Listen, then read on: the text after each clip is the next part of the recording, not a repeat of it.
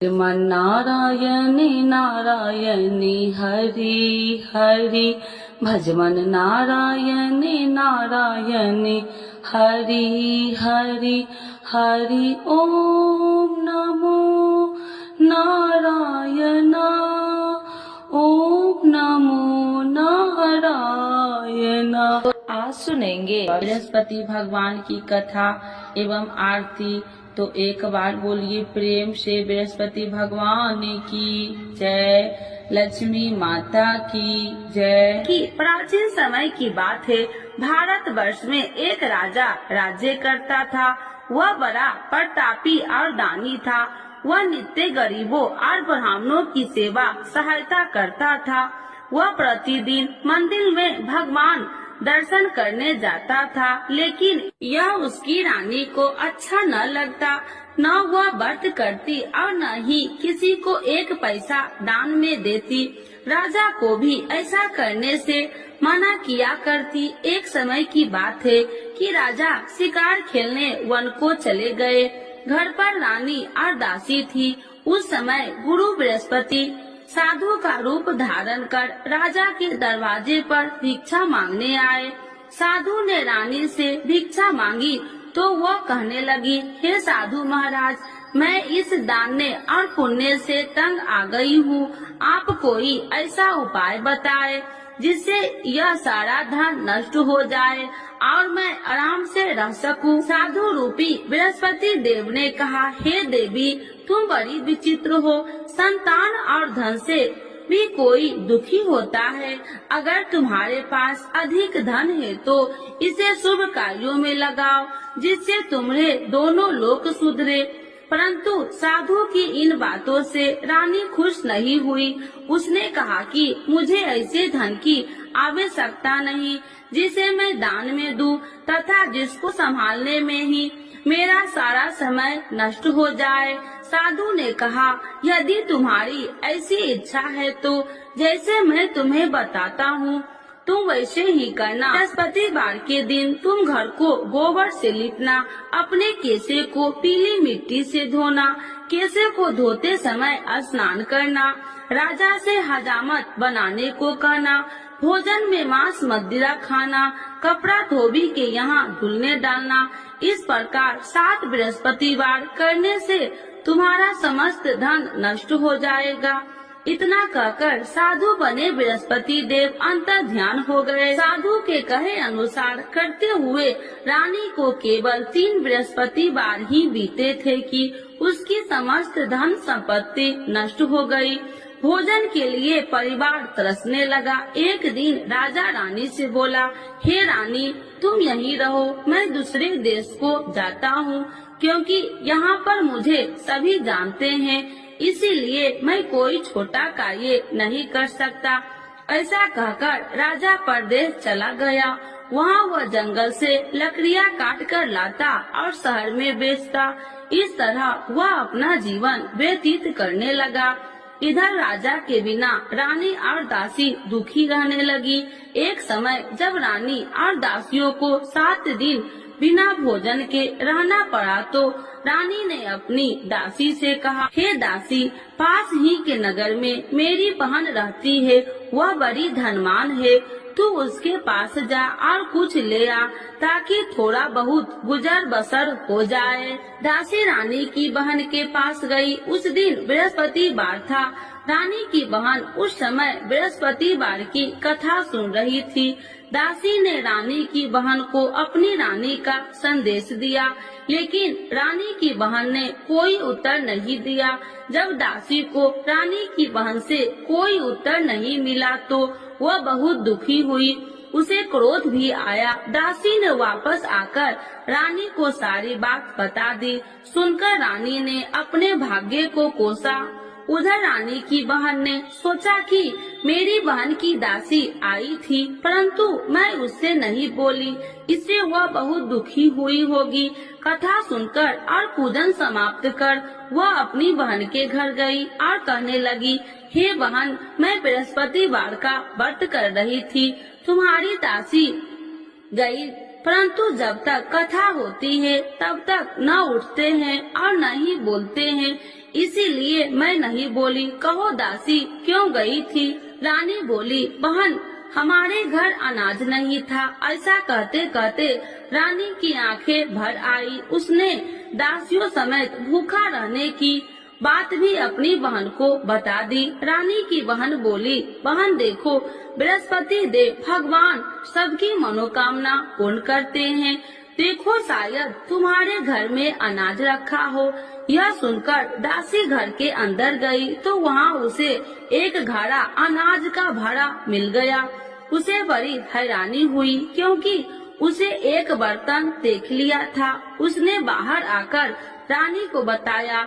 दासी रानी से कहने लगी, हे रानी, जब हमको भोजन नहीं मिलता तो हम व्रत ही तो करते थे। इसीलिए क्यों न इनसे व्रत और कथा की विधि पूछ ली जाए। हम भी व्रत किया करेंगे। दासी के कहने पर रानी ने अपनी बहन से बृहस्पतिवार व्रत के बारे में पूछा। उसकी बहन ने बताया, बृहस्पतिवार के व्रत में चने की दाल और मुनक्का से विष्णु भगवान का केले की जड़ में पूजन करे तथा दीपक जलाए, पीला भोजन करे तथा कथा सुने। इससे गुरु भगवान प्रसन्न होते हैं, मनोकामना पूर्ण करते हैं। व्रत और पूजन की विधि बताकर रानी की बहन अपने घर लौट आई। रानी और दासी दोनों में निश्चय किया कि बृहस्पति देव भगवान का पूजन जरूर करेंगे। 7 रोज बाद जब बृहस्पतिवार आया तो उन्होंने व्रत रखा। घुड़सार में जाकर चना और गुड़ बिन लाई तथा उसकी दाल से केले की जड़ तथा विष्णु भगवान का पूजन किया। अब पीला भोजन कहाँ से लाए? दोनों बड़ी दुखी हुई, परंतु उन्होंने व्रत किया था, इसीलिए बृहस्पति देव भगवान प्रसन्न थे। एक साधारण व्यक्ति के रूप में वे दोनों थालों में सुंदर पीला भोजन लेकर आए और दासी को देकर बोली, हे दासी, यह भोजन तुम्हारे लिए और तुम्हारी रानी के लिए है। इसे तुम दोनों ग्रहण करना। दासी भोजन पाकर बहुत प्रसन्न हुई। उसने रानी को सारी बात बताई। उसके बाद से वे प्रत्येक बृहस्पतिवार को गुरु भगवान का व्रत और पूजन करने लगी। बृहस्पति भगवान की कृपा से उनके पास धन हो गया, परंतु रानी फिर पहले की तरह आलस करने लगी। तब दासी बोली, देखो रानी, तुम पहले भी इसी प्रकार आलस करती थी। तुम्हें धन रखने में कष्ट होता था, इस कारण सभी धन नष्ट हो गया। अब गुरु भगवान की कृपा से धन मिला है तो फिर तुम्हें आलस होता है। बड़ी मुसीबतों के बाद हमने ये धन पाया है, इसीलिए हमें दान पुण्य करना चाहिए। अब तुम भूखे मनुष्य को भोजन कराओ, प्याव लगवाओ, ब्राह्मणों को दान दो, कुआं, तालाब, बावड़ी आदि का निर्माण कराओ, मंदिर, पाठशाला बनाकर ज्ञान दो, कुमारी कन्याओं का विवाह करवाओ, अर्थात धन को शुभ कार्यों में खर्च करो, जिससे तुम्हारे कुल का यश बढ़ेगा तथा स्वर्ग की प्राप्ति हो और पितृ प्रसन्न हो। दासी की बात मानकर रानी शुभ कर्म में करने लगी। उसका यश फैलने लगा। एक दिन रानी और दासी आपस में विचार करने लगी कि जाने राजा किस दशा में होंगे, उनकी कोई खोज खबर भी नहीं है। उन्होंने श्रद्धा पूर्वक गुरु बृहस्पतिवार भगवान से प्रार्थना की, राजा जहाँ कहीं भी हो शीघ्र वापस आ जाए। उधर राजा परदेश में बहुत दुखी रहने लगा। वह प्रतिदिन जंगल से लकड़ियाँ बीन कर लाता और उसे शहर में बेचकर अपने दुखी जीवन को बड़ी कठिनता से व्यतीत करता। एक दिन दुखी हो अपनी पुरानी बातों को याद करके वह रोने लगा और उदास हो गया। उसी समय राजा के पास बृहस्पति देव साधु के भेष में आकर बोले, हे लकड़हारे, तुम इस सुनसान जंगल में किस चिंता में बैठे हो, मुझे बतलाओ। यह सुन राजा के नेत्रों में जल भर गया और साधु की वंदना कर राजा ने अपनी संपूर्ण कहानी सुना दी। महात्मा दयालु होते हैं। वे राजा से बोले, हे राजा, तुम्हारी पत्नी ने बृहस्पति देव के प्रति अपराध किया था, जिसके कारण तुम्हारी यह दशा हुई। अब तुम चिंता मत करो, भगवान तुम्हें पहले से अधिक धन देंगे। देखो तुम्हारी पत्नी ने बृहस्पतिवार का व्रत प्रारंभ कर दिया है। अब तुम भी बृहस्पतिवार का व्रत करके चने की दाल व गुड़ जल के लोटे में डालकर केले का पूजन करो। फिर कथा कहो या सुनो, भगवान तुम्हारी सब मनोकामनाओं को पूर्ण करेंगे।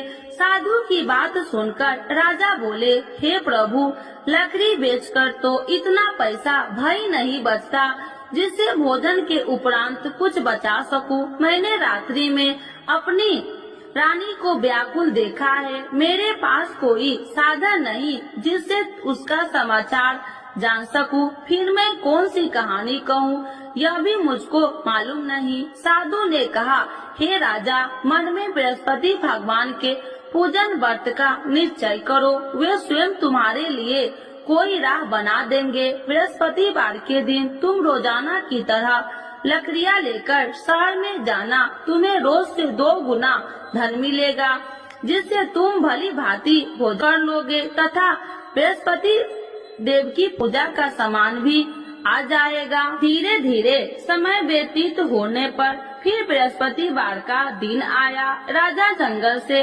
लकड़ियाँ काटकर शहर में बेचने लगा। उसे उस दिन और 2 दिनों से अधिक धन मिला। राजा ने चना गुड़ आदि लाकर बृहस्पतिवार का व्रत किया। उस दिन से उसके सभी कलेश दूर हुए। परंतु जब अगले गुरुवार का दिन आया तो वह बृहस्पतिवार का व्रत करना भूल गया। इस कारण बृहस्पति भगवान नाराज हो गए। उस दिन उस नगर के राजा ने विशाल यज्ञ का आयोजन किया था तथा अपने समस्त राज्यों में घोषणा करवा दी कि सभी मेरे यहाँ भोजन करने आवे। किसी के घर चूल्हा न जले। इस आज्ञा को जो न मानेगा उसको फांसी दे दी जाएगी। राजा की आज्ञा अनुसार राज्य के सभी वासी राजा के भोजन में सम्मिलित हुए, लेकिन लकड़हारा कुछ देर से पहुंचा, इसीलिए राजा को उसको अपने साथ महल में ले गए। जब राजा लकड़हारे को भोजन करा रहे थे तो रानी की दृष्टि उस खूंटी पर पड़ी जिस पर उसका हार लटका हुआ था। उसे हार खूंटी पर लटका दिखाई नहीं दिया। रानी को निश्चय हो गया कि मेरा हार इस लकड़हारे ने चुरा लिया है। उसी समय सैनिक बुलाकर उसको जेल में डलवा दिया। लकड़हारा जेल में विचार करने लगा कि जाने कौन से पूर्व जन्म के कर्म से मुझे यह दुख प्राप्त हुआ है। आज जंगल में मिले साधु को याद करने लगा। तत्काल बृहस्पति देव साधु के रूप में प्रकट हो गए और कहने लगे, अरे मूर्ख, तूने बृहस्पति देवता की कथा नहीं की, इसी कारण तुझे यह दुख प्राप्त हुआ है। अब चिंता मत कर। बृहस्पतिवार के दिन जेल खाने के दरवाजे पर तुझे 4 पैसे पड़े मिलेंगे। उनसे तू बृहस्पतिवार की पूजा करना तो तेरे सभी कष्ट दूर हो जाएंगे। अगले बृहस्पतिवार उसे जेल के द्वार पर 4 पैसा मिले। राजा के पूजा का सामान मंगवाकर कथा कही और प्रसाद बांटा। उसी रात्रि में बृहस्पति देव ने उस नगर के राजा को स्वप्न में कहा, हे राजा, तूने जिस जेल में बंद किया है उसे कल छोड़ देना, वह निर्दोष है। राजा प्रातः काल उठा और खूंटी पर हार टंगा देकर लकड़हारे को बुलाकर क्षमा मांगी तथा राजा के योग्य सुंदर वस्त्र आभूषण भेंट कर उसे विदा किया। गुरुदेव की आज्ञा अनुसार राजा अपने नगर को चल दिया। राजा जब नगर के निकट पहुंचा तो उसे बड़ा ही आश्चर्य हुआ। नगर में पहले से अधिक बाग, तालाब और कुएं तथा बहुत सी धर्मशालाएं, मंदिर आदि बने हुए थे। राजा ने पूछा कि यह किसका बाग और धर्मशाला है। तब नगर के सब लोग कहने लगे कि यह सब रानी और दासी द्वारा बनवाए गए हैं। राजा को आश्चर्य हुआ और गुस्सा भी आया कि उसकी अनुपस्थिति में रानी के पास धन कहां से आया होगा। जब रानी ने यह खबर सुनी कि राजा आ रहे हैं तो उसने अपनी दासी से कहा, हे दासी, देख राजा हमको कितनी बुरी हालत में छोड़ के गए थे, वह हमारी ऐसी हालत देखकर लौट न जाए, इसीलिए तू दरवाजे पर खड़ी हो जा। रानी की आज्ञा अनुसार दासी दरवाजे पर खड़ी हो गई और जब राजा आए तो उन्हें अपने साथ महल में लिवा आई। तब राजा ने क्रोध करके अपनी तलवार निकाली और पूछने लगी, बताओ यह धन तुम्हें कैसे प्राप्त हुआ। तब रानी ने सारी कथा कह सुनाई। राजा ने निश्चय किया कि मैं रोजाना दिन में 3 बार कहानी कहा करूँगा और रोज व्रत किया करूँगा। अब हर समय राजा के दुपट्टे में चने की दाल बंधी रहती तथा दिन में 3 बार कथा कहता। एक रोज राजा ने विचार किया कि चलो अपनी बहन के यहाँ हो आऊं। इस तरह का निश्चय कर राजा घोड़े पर सवार हो अपनी बहन के यहाँ चल दिया। मार्ग में उसने देखा कि कुछ आदमी एक मुर्दे को लिए जा रहे हैं। उन्हें रोककर राजा कहने लगा, अरे भाइयों, मेरी बृहस्पतिवार की कथा सुन लो। वे बोले, लो हमारा तो आदमी मर गया है, इसको अपनी कथा की पड़ी है। परंतु कुछ आदमी बोले, अच्छा कहो, हम तुम्हारी कथा भी सुनेंगे। राजा ने दाल निकाली और कथा कहनी शुरू कर दी।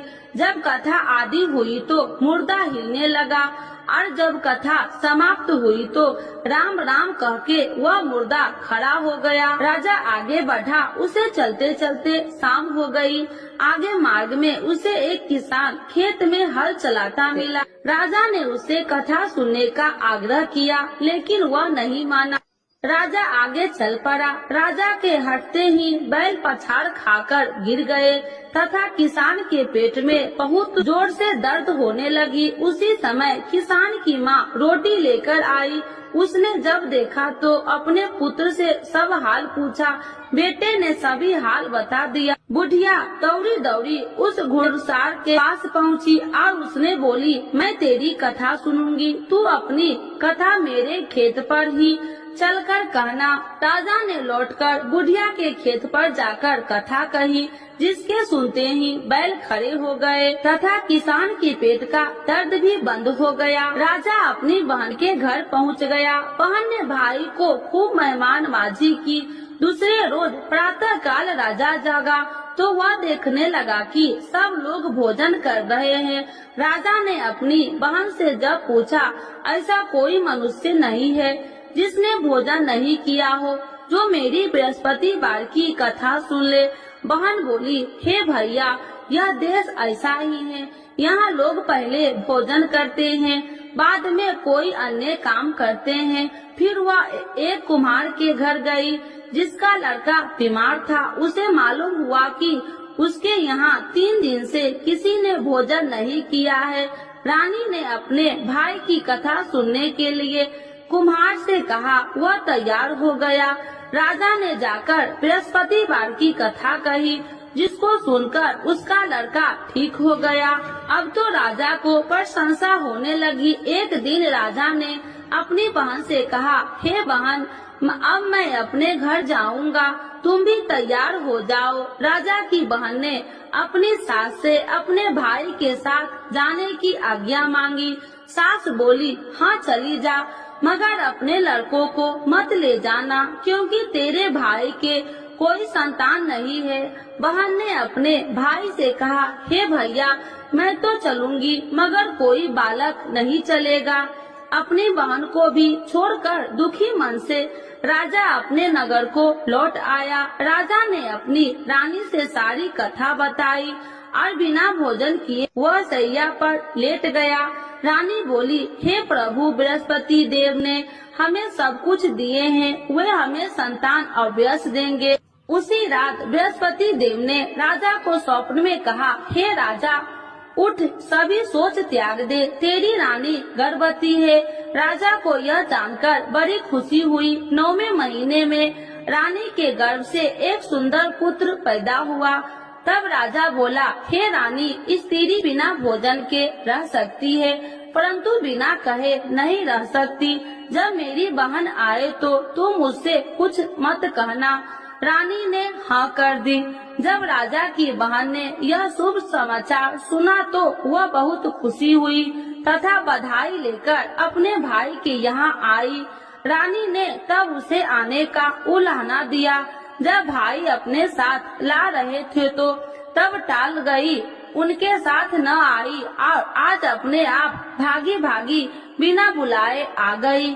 तो राजा की बहन बोली, भाई मैं इस प्रकार न कहती तो तुम्हारे घर औलाद कैसे होती। बृहस्पति देव सभी मनोकामनाएं पूर्ण करते हैं। जो श्रद्धा भाव पूर्वक बृहस्पतिवार का व्रत करता है एवं कथा पढ़ता है अथवा सुनता है और दूसरों को सुनाता है, बृहस्पति देव उसकी सभी मनोकामनाएं पूर्ण करते हैं, उनकी सदैव रक्षा करते हैं। जो संसार में सद्भावना से गुरुदेव का पूजन एवं व्रत सच्चे हृदय से करते हैं, उनकी सभी मनोकामनाएं वैसे ही पूर्ण होती है जैसे सच्ची भावना से रानी और राजा ने बृहस्पति देव की कथा का गुणगान किया तो उनकी सभी इच्छाएं बृहस्पति देव जी ने पूर्ण की। अनजाने में भी बृहस्पति देव की उपेक्षा न करे, ऐसा करने से सुख शांति नष्ट हो जाती है। इसीलिए सबको कथा सुनने के बाद प्रसाद लेकर जाना चाहिए। हृदय से उनका नमन करते हुए जयकारा बोलना चाहिए। तो एक बार बोलिए प्रेम से बृहस्पति भगवान की जय, विष्णु भगवान की जय, लक्ष्मी माता की जय। आरती श्री बृहस्पति देव की। ओम जय बृहस्पति देवा, स्वामी जय बृहस्पति देवा, छीने छीने भोग लगाऊं, छीने छीने भोग लगाऊं, कदली फल में बा। ओम जय बृहस्पति देवा, तुम्ही पूरन परमात्मा, तुम्ही अंतर्यामी, स्वामी तुम्ही अंतर्यामी, जगत पिता जगदीश्वर, जगत पिता जगदीश्वर, तुम्ही सबके स्वामी। ओम जय बृहस्पति देवा, चरणामृत निज निर्मल, सब पातक हरिता, स्वामी सब पातक हरिता, सकल मनोरथ दायकी, सकल मनोरथ दायकी, कृपा करो भरता। ओम जय बृहस्पति देवा, तन मन धन अर्पण कर, जो जन शरण पड़े, स्वामी जो जन शरण पड़े, प्रभु प्रकट तब हो करे, प्रभु प्रकट तब हो कर, आकर द्वार खड़े। ओम जय बृहस्पति देवा, दीन दयाल दयानिधि, भक्तन हितकारी, स्वामी भक्तन हितकारी, पाप दोष सब हरता, पाप दोष सब हरता, भव बंधन हारी।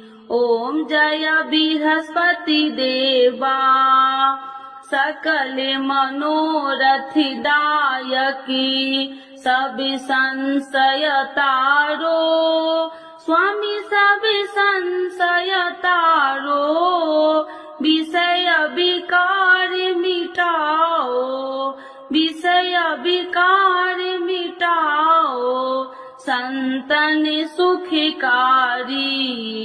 ओम जय बृहस्पति देवा, जो कोई आरती तेरी प्रेम सहित गावे, स्वामी प्रेम सहित गावे, ज्येष्ठानंद बंद सो, ज्येष्ठानंद बंद सो, सो निश्चय पावे।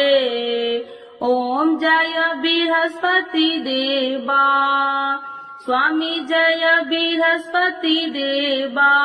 बृहस्पति भगवान की जय, विष्णु भगवान की जय, लक्ष्मी माता की जय।